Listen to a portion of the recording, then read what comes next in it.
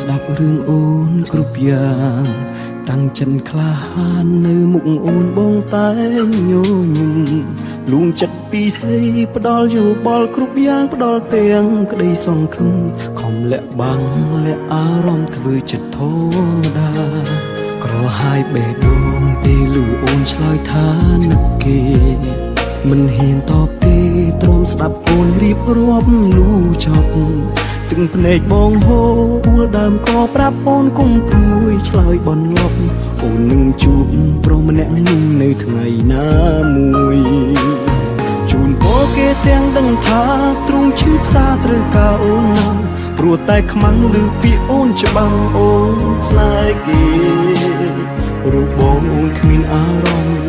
មិនអាចបង្ខំចិត្តស្ងួនបងស្នេហ៍អូនគុំបេះដូងគុំដកស្នេហ៍ថ្លៃពេលណាអូនមកភ្លេចគេពេលណាអូនឈប់ឈឺចាប់ពេលណាចិត្តអូនត្រឡប់យល់ចិត្តបងខ្លា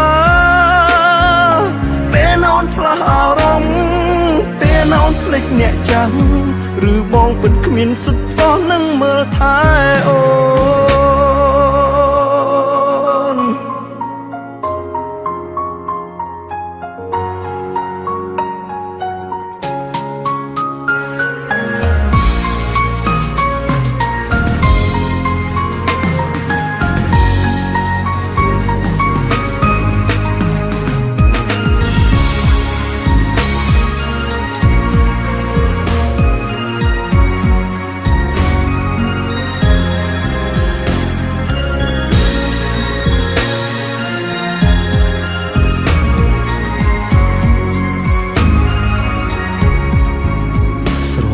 អូនម្នាក់បងទ្រាំស្ដាប់រឿងអូនគ្រប់យ៉ាង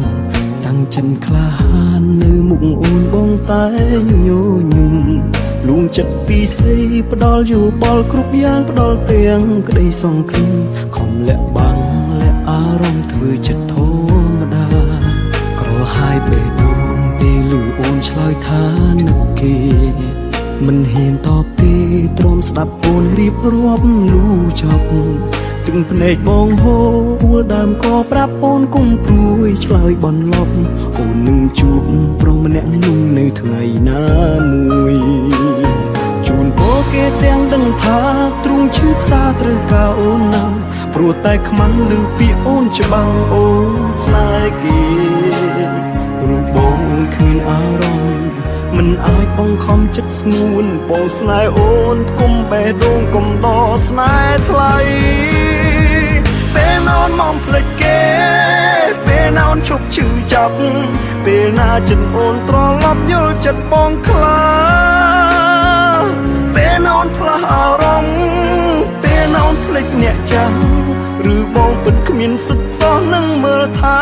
អូពេលណាអូនមកភ្លេចគេពេលណាអូនឈប់ឈឺចាប់ពេលណាចិត្តអូនត្រឡប់យល់ចិត្តបងខ្លាពេលណាអូនផ្លាស់អារម្មណ៍ពេលណាអូនភ្លេចអ្នកចាំង